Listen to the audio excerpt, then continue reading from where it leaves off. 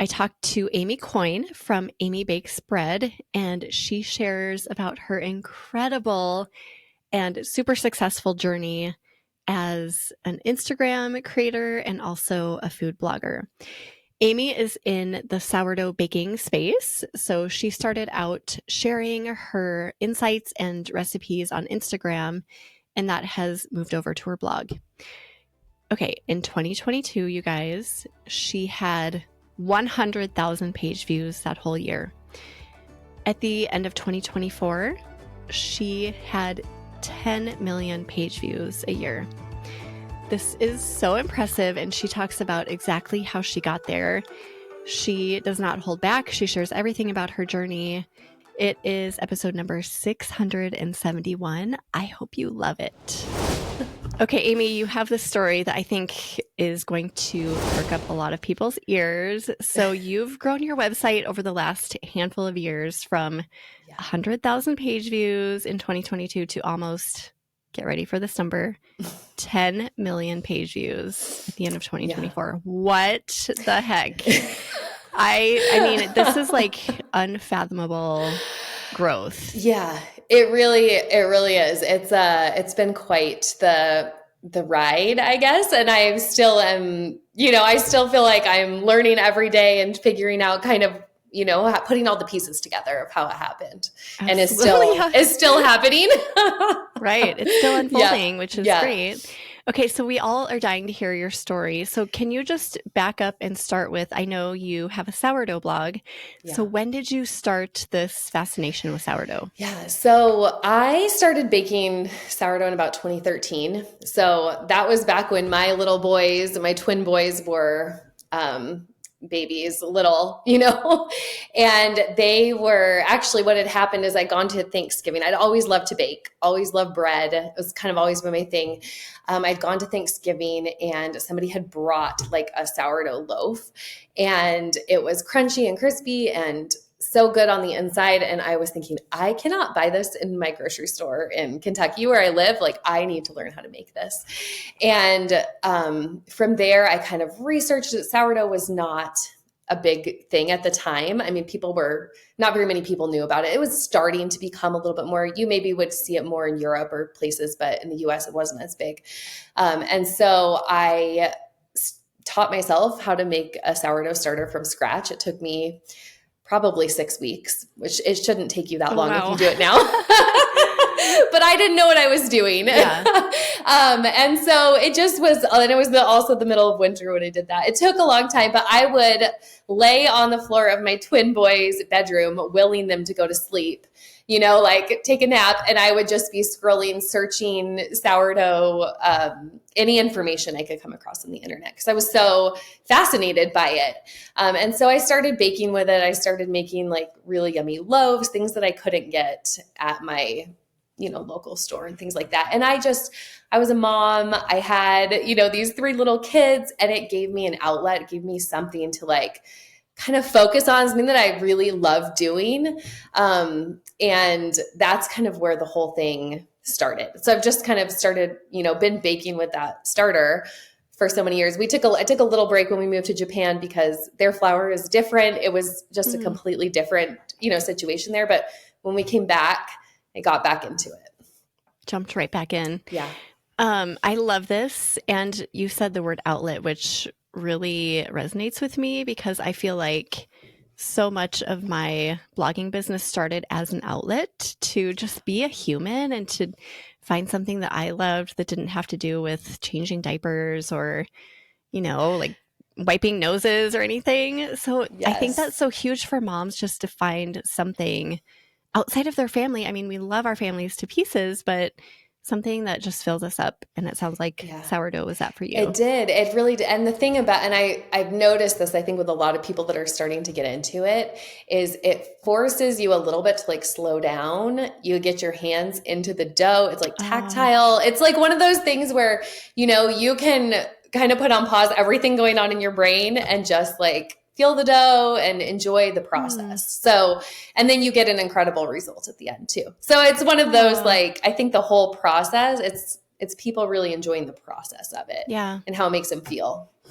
I think we can all relate to that wanting to slow down piece. So, Yeah. Yeah. yeah, I get that. Okay, so you were into sourdough, you were becoming an expert. And Yeah. then at what point did you decide to turn that into a blog? So it's interesting because it was 2020, but it was before the pandemic. So it was Oh, actually February of fortuitous. 2020, right? It would have been if I knew a little more about Yeah. what I was doing. But 2020, I told my husband, my little one was, I think he was, I don't know. He was in preschool. He was going to be, that age. And I was thinking, what am I going to do when he gets into full-time school? And I kept having this nagging thought, like, you need to start sharing some of your Hmm. recipes. And at that time, I wasn't specifically putting in my head, I need to be sharing sourdough. It was more like, I was baking lots of different things. So I was like, I need to do that. And I asked my husband, I'm like, it's like, however much it cost a little bit to start this website. And like, should I do it? I don't know, like back and forth. And he was very supportive. I'm like, this is something you want to do, like do it.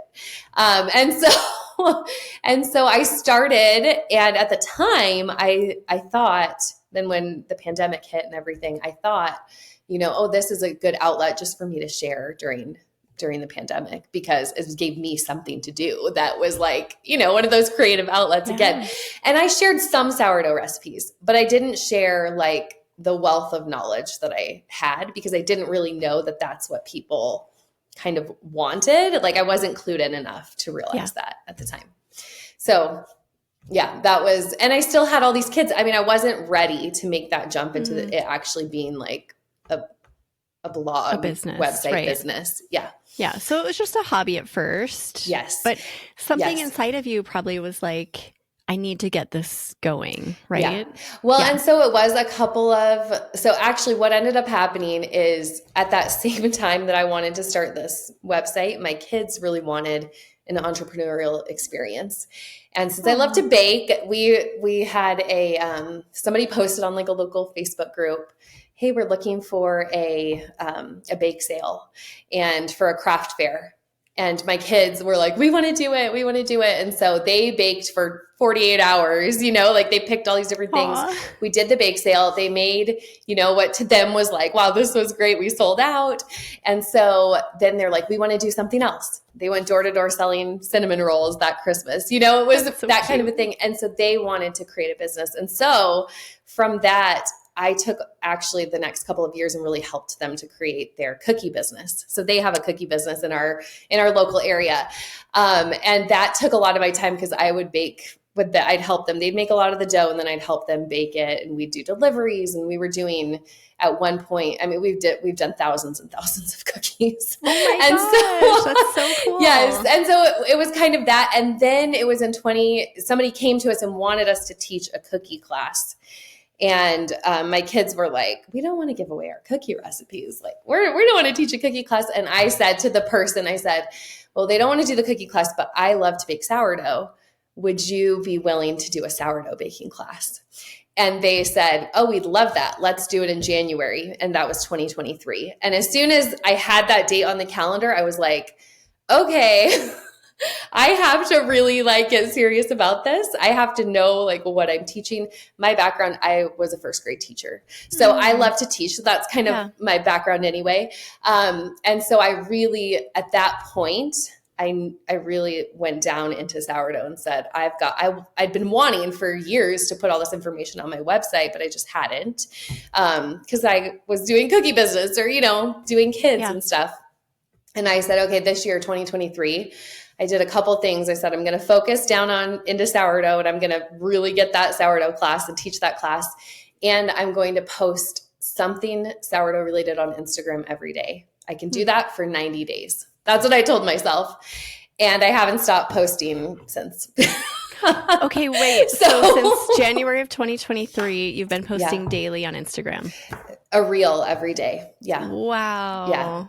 There have Okay. been a couple days here and there that I haven't, Yeah. but like pretty much it's become so routine for me that that's what happened. And I didn't stop because I saw so much growth in that 90 days that it was like, okay, I can keep Oh, doing this. Yeah. yeah.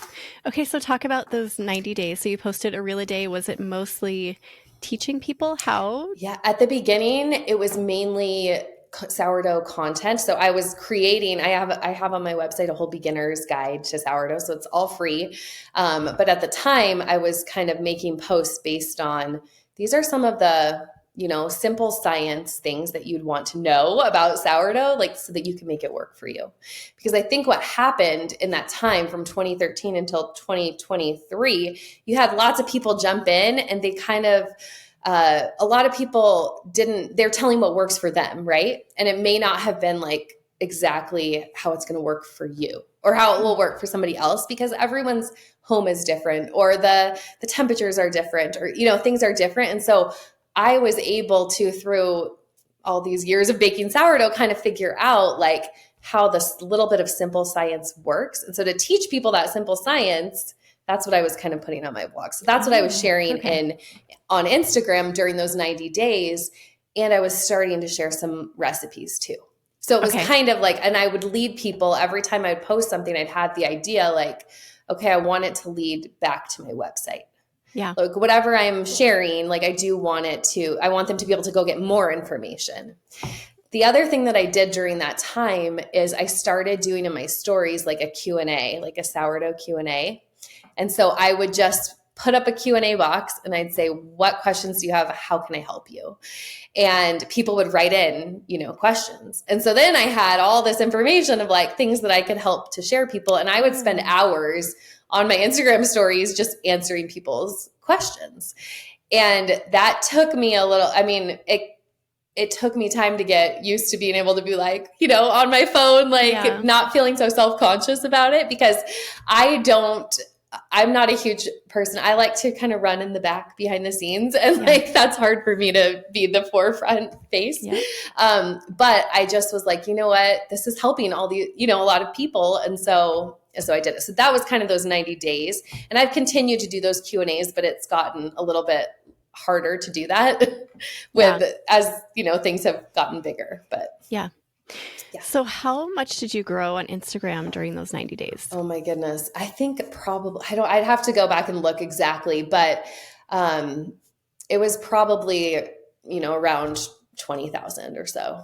Okay. So it was pretty significant. It was significant. And then by the next year, so by the beginning of 2024, I'd grown to 100,000 on Instagram. Oh my gosh. And then by this 2025 January, I'm almost at 400. Oh my gosh, yeah. Amy. So it's been like quite the growth in that way. Yeah. So do you credit, because your blog obviously is doing very, very well as well, do you credit the growth to Instagram initially? I really do. I really do. A lot of it started there because it gave me like a platform to be able to share my website. The other thing is at the time I was doing nothing right with a blog. Join the club. We've all been there. I even at one point realized that I was, like all of my posts had been non-indexed and things. So I was getting almost no traffic from Google. So almost all of my traffic was coming from people either going and making a recipe and then telling somebody else about it. And then they go and search for it on my actual website or through Instagram type things. So Facebook, I linked it. So I have some, on Facebook. So that kind of worked too. I could share things there as well. But by October of 2023, so January was when I said, okay, I'm actually going to focus on this. And then that October was when I was able to sign up with Raptive, the end of October. Okay. And so that's when I reached that first like 100,000 page views in a month. Yeah. Yeah. This is so inspiring. Okay. So, obviously you have a niche that is very, very specific and a lot of people don't have this. So I feel like this gives you a little bit of a leg up because there's a learning curve to sourdough, right? It's true. It is true. And I do feel like that has been a factor for sure in this entire process, is that it is still fairly new. And there are things on the internet, and there's getting more and more, every day, but there's not as much, right, as a cinnamon roll recipe or something, right? Like it's more super specific. Yeah. Yeah. Yeah, it is a hyper-focused niche, but I think COVID really helped the sourdough industry, if you will, It's to take it is off. yeah, it is interesting because that's what brought it to people, the Uh-huh. forefront. And then you kind of see it did have a bit of a dip. And what's happening is people are realizing all of the like health benefits that go along with sourdough. Mm. And so that's what's kind Mhm. of giving it like this new push. Yep. I feel like, and people are realizing, oh wow, this actually makes me feel better and it tastes really good. And it's all of that kind of Yeah. stuff. And so I think that's what's also giving it a bit of a push as well. Do you think having a background as a teacher has helped you to just kind of find that spin? Because I know that you have a lot of knowledge, but you probably also can be like, okay, this is what people need and how they need to hear it, that sort of Yeah. thing. I do. I do think that the teaching background has helped because I'm able to explain things pretty like for people to, easy to understand.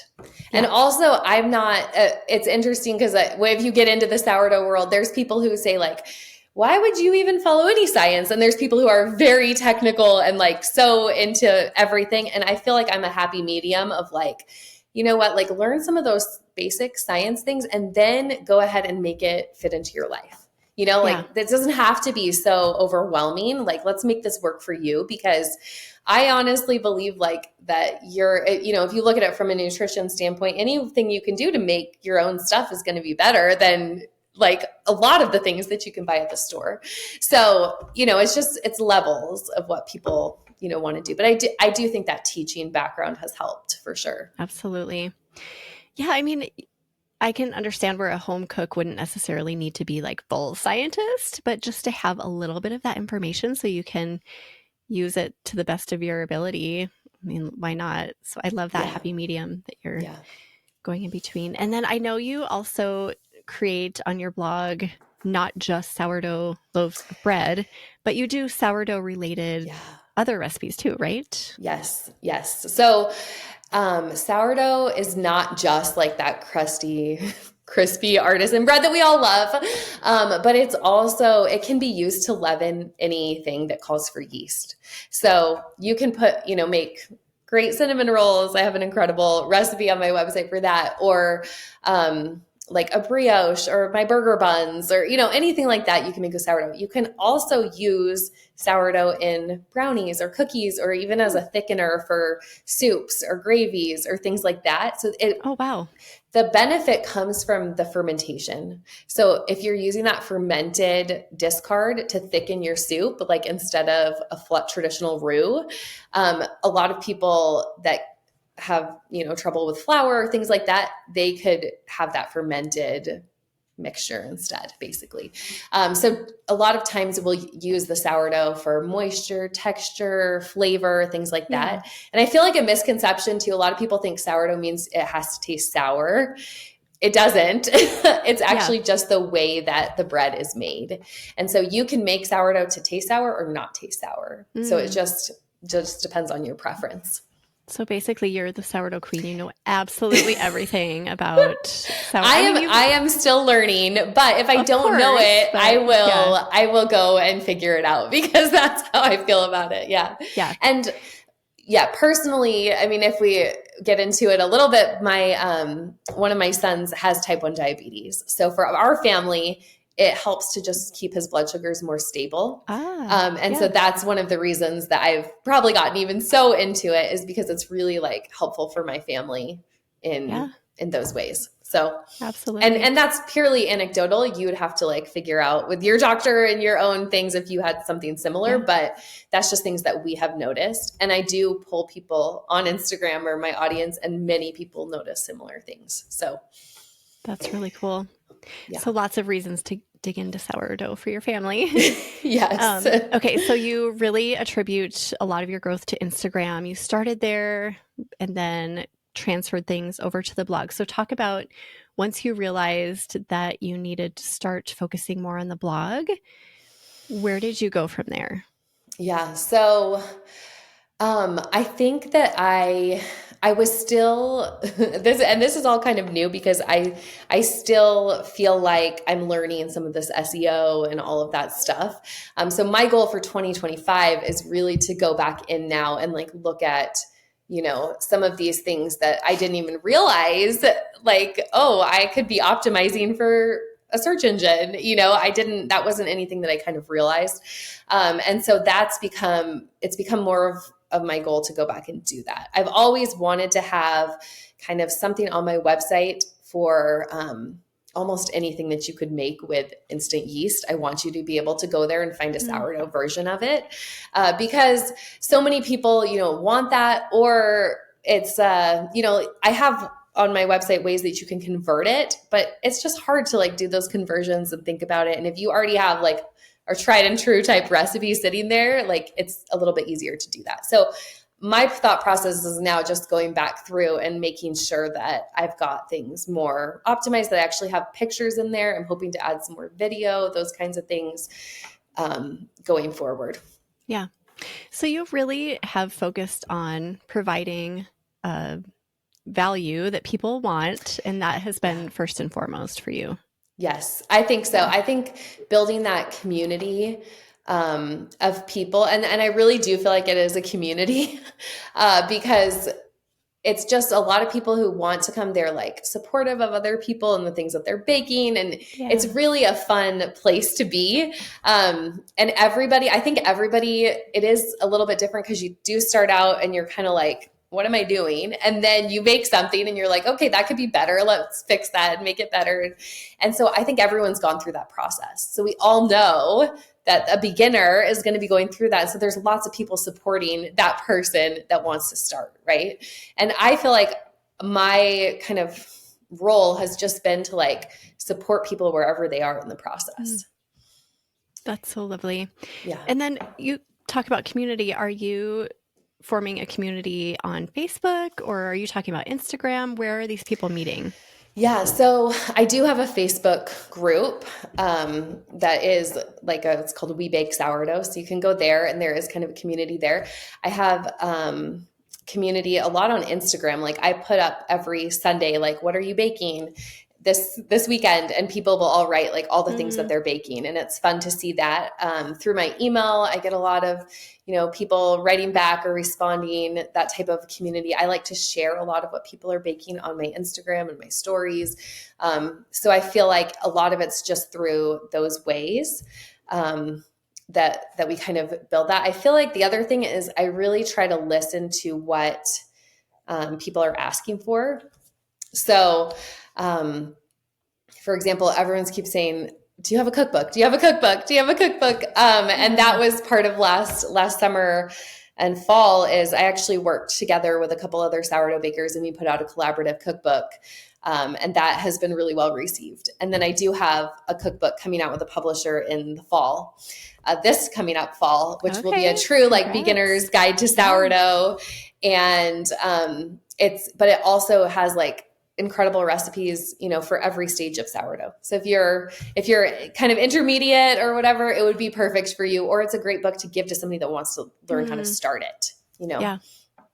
Do you have a YouTube channel? Are you active there? I am starting to become a little more active. I do have a YouTube channel. I posted years ago, like my original like sourdough recipe on there, and things have changed a little over the years. But it's still a good resource, and I'm planning to be posting more on there throughout this year. That's definitely like one of my goals kind of going forward. Because a lot of I have so much video content, but a lot of it I've put into reels. And so I feel like I need to diversify that content a little bit. Yeah, repurpose that for sure. You could probably grow quickly on YouTube. I feel like your content allows for so many different ways to share it. Like the cookbook idea is great. Collaborating with the cookbook is great. Blog, Instagram, YouTube. The world really is your oyster because people learn differently, right? Some people love YouTube. Some people like opening a book. Yes. So you can kind of meet people where they're at and provide all those different avenues. Yeah. So I have a question for you. So a lot of people listening will be like, okay, this is great, Amy, but you have a super, super focused niche, which is baking sourdough bread. But I'll just use my niche, comfort food niche, which it's like, that is not solving a huge life problem for people. So how do you recommend kind of using your strategy that you use to gain a lot of success for just kind of a more generic niche? Yeah.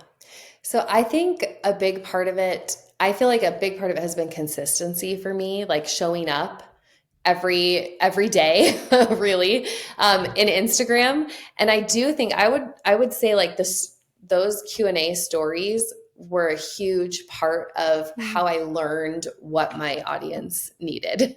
So I think that or wanted from me.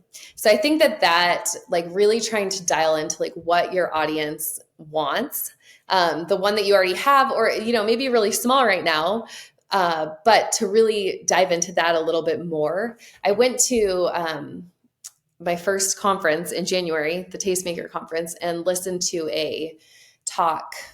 I don't know, it was a presentation. And it was really inspiring. But one of the things they talked about was like polling your audience and finding out like what are the things that you could help them solve, because there's a reason that somebody is following you.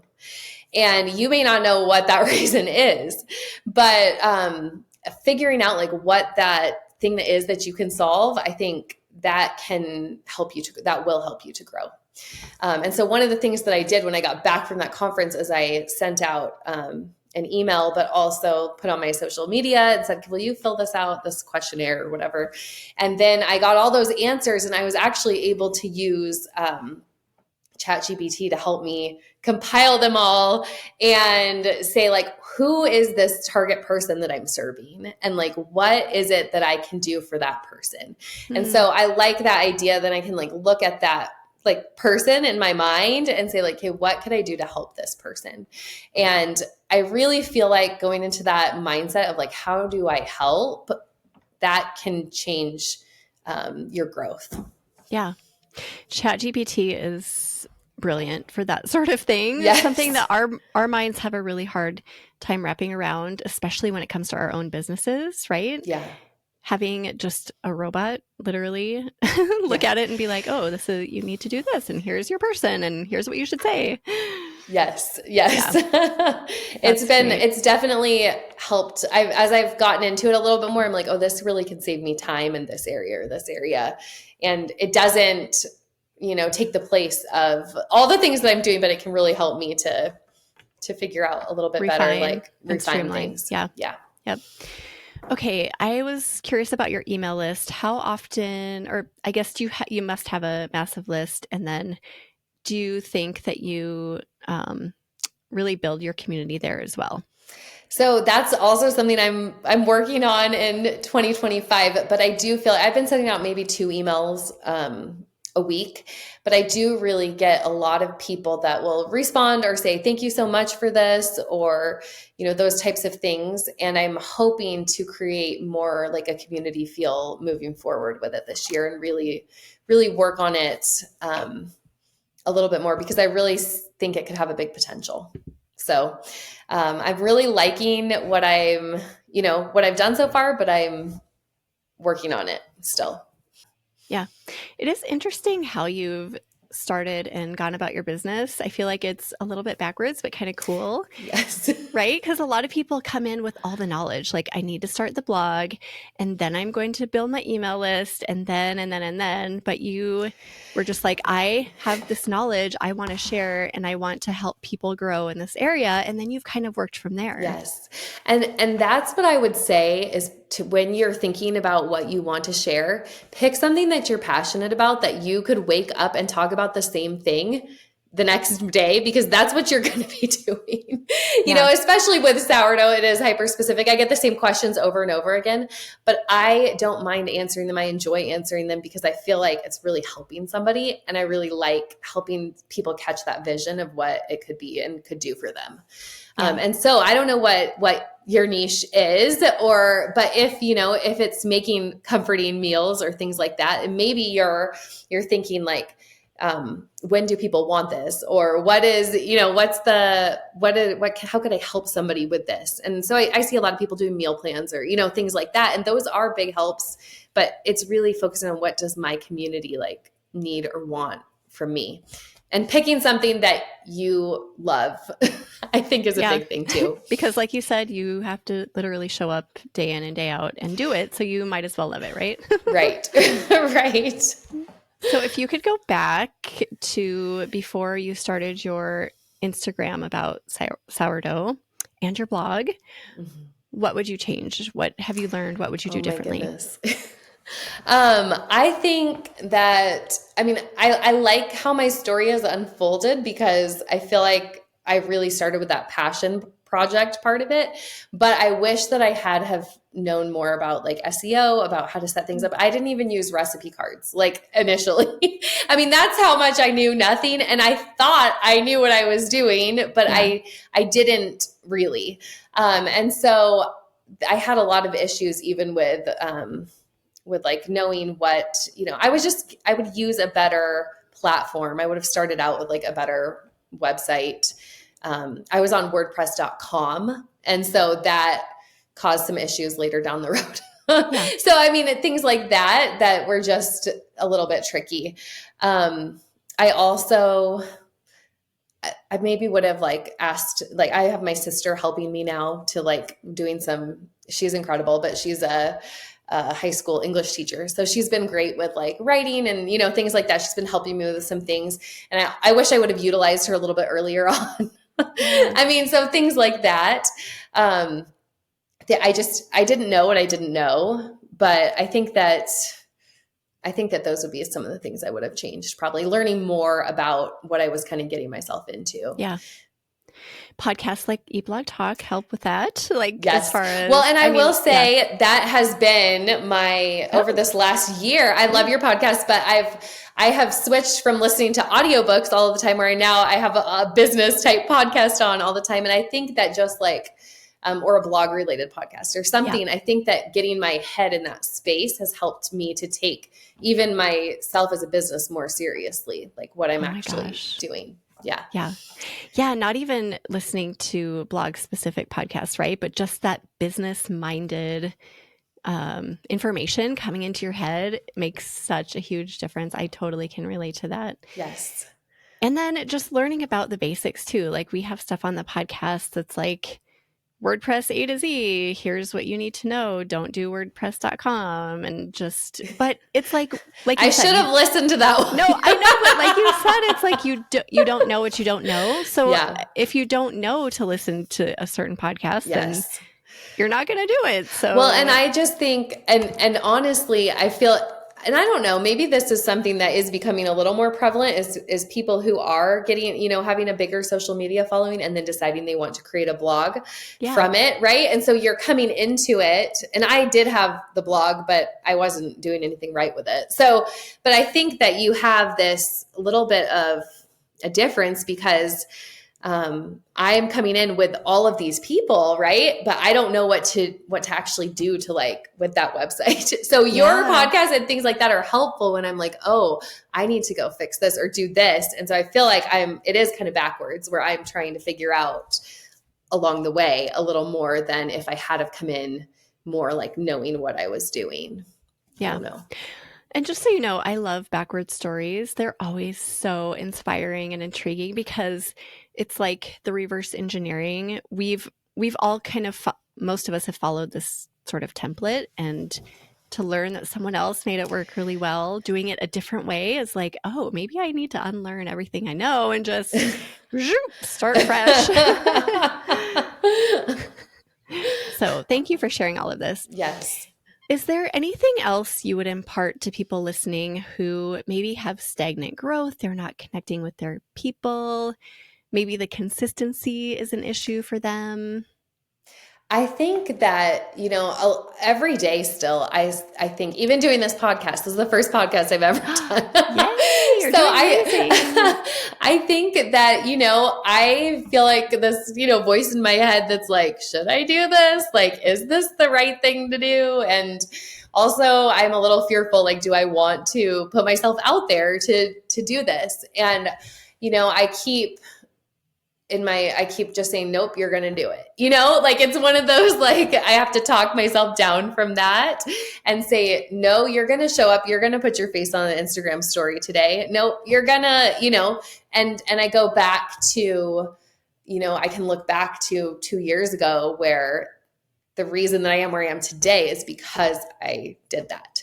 And I'm not a huge goal setter, but like, but I said, like I could do that and I'm going to do that and just see what happens. And I feel like the worst and I honestly feel like it's a little bit like this too with sourdough, right? Like you're starting out and you're like, I get so many people are like, I don't even want to start. It feels intimidating, But the thing is that once you start, like that's almost the hardest thing is to start. And then you just have to take that next step. And then you and you just and you just have to talk yourself off of that, like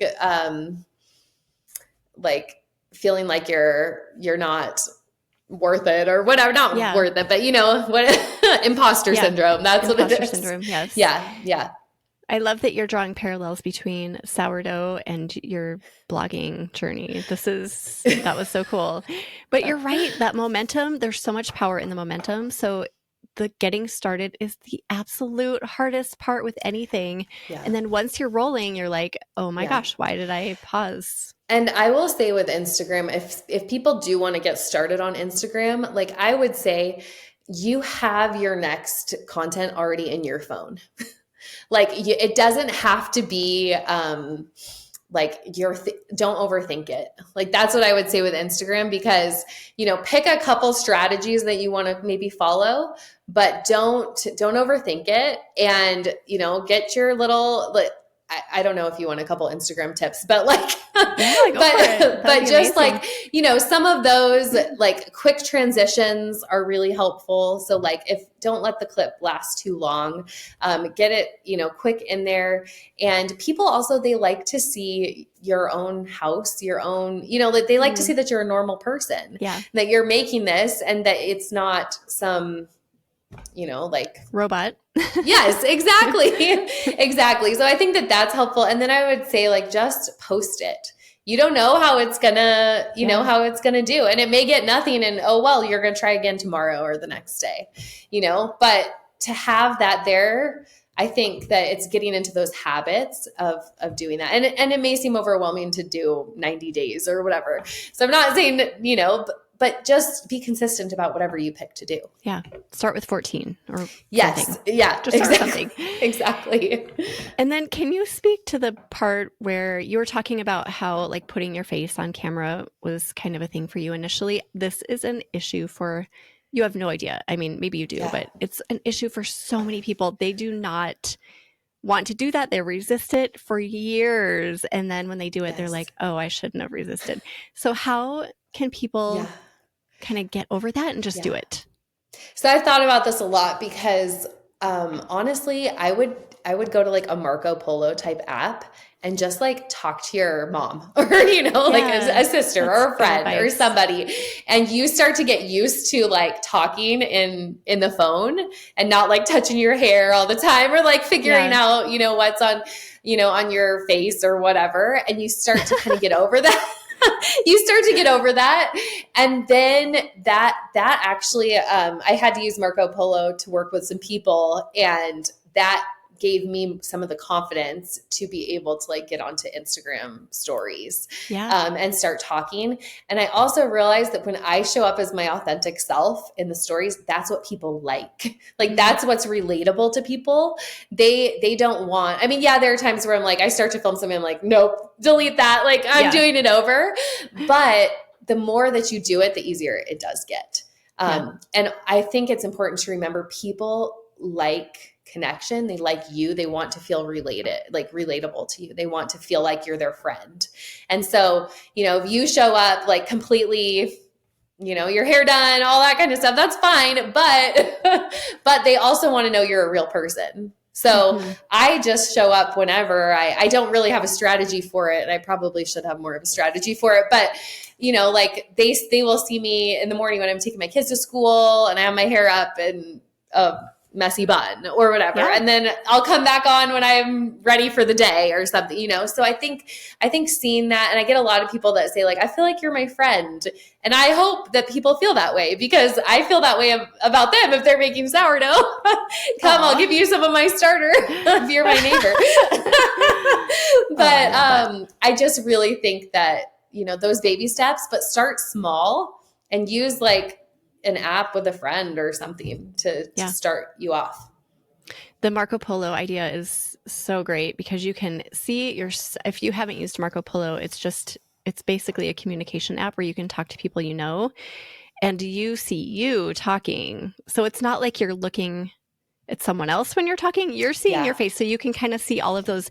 Like I noticed when I first started using Marco Polo that I would do this a lot. Like I would touch my hair and I would like itch my head. Like, what am I doing? So then you start to kind of learn what you're doing when that you don't even know. And then that gets you used or gets you ready for, like you said, stories, the first entry point.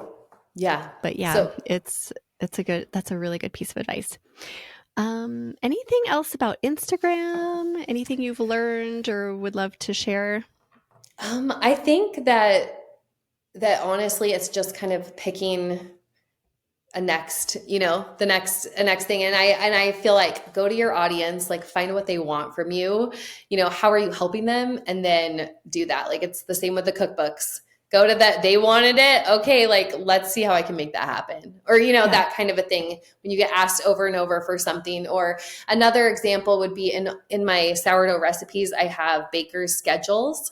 So sourdough, right, they could take a really long time. So, but if you know the temperature of your dough, then you can, know when it's going to be ready, when you could shape it, all of that kind of stuff. So I've added into my recipes, all of my like long sourdough recipes have like a baker's schedule so that people can kind of get a timeline for like what they're looking at with a recipe. Yeah. And those are things that I get a lot of feedback on. Like people really like that because it helps, especially a beginner, to kind of know what to expect instead of just do this and then watch and you'll know because you may not know. Right. Yeah. So tuning in, listening, following that next step, and just connecting and being consistent. These are the keys I'm pulling out from your story, Amy. Yes, I think so. Thank you for sharing all of this. I'm so inspired by it. I know my listeners are going to be like, what? This is so cool. And there are little nuggets in here that can apply to really any journey, any blogging journey. So I hope really it's helpful because I do feel like I do benefit from a few, like the sourdough craze or, things like that. But I also feel like, I do hope that it is helpful to people who are on this journey, because I think you guys are all incredible. Like all the things that, that you do and the communities that you serve, and it's inspiring to me. So, food bloggers are so awesome. They truly are. I think that sometimes we forget that. Like, I need to remind people more often how amazing they are and how inspiring and smart and all the words. Yes. Yeah. So thank you for reminding everyone of that. And we just really appreciate your story today, Amy. Do you have either a favorite quote or words of inspiration to leave us with? Yeah. So I think maybe this kind of sums up what I've been talking about, but I think my words of inspiration would be, you're rarely going to feel ready to like take that next step, but do it anyway. So I think that is really kind of sums up my story, but it's kind of like, you know what, like if you do it, there's something will come of it. You're either going to learn one way or another, and I think that just by doing it it's hard to get over, but you can do it, and good things can come from it. I just started a Substack account recently. I don't know, just for fun. It's an experiment, but I literally just wrote an article on this last night. I was inspired to write about this. So it's really weird that you're saying this, but literally just take the next step. And it's so hard sometimes to have faith enough to do that. But when you do, there's a next step that's going to reveal itself. And that's like basically your message of your entire Yeah. story. So Yeah. thank you for sharing. Yes. We'll put together a show notes page for you, Amy. If you want to go look at those, you can head to eatblogtalk.com/Amy Bakes Bread. Tell everyone where they can find you, Amy. Yes. Well, you can find me across all the social media platforms, Amy Bakes Bread. My website is amybakesbread.com. I do have an online sourdough course. So if you're brand new and want to get started with sourdough, you can use the code WELCOME10 and you can get 10% off of an online course. And then I've got cookbooks. I've got a collaborative cookbook that I did. We'll add those maybe in the show notes, and one coming out in the fall, which is going to be incredible. So I'm really excited about that. So come find me, Instagram, Amy Bakes Bread, or any variety of the TikTok. I'm on there a little bit. Yeah. Yeah, all the places. That's great. Well, thanks again, Amy, and thank you for listening, food bloggers. I will see you next time. Thank you so much for watching. If you enjoyed this topic, be sure to watch the video shown on the screen. See you next time.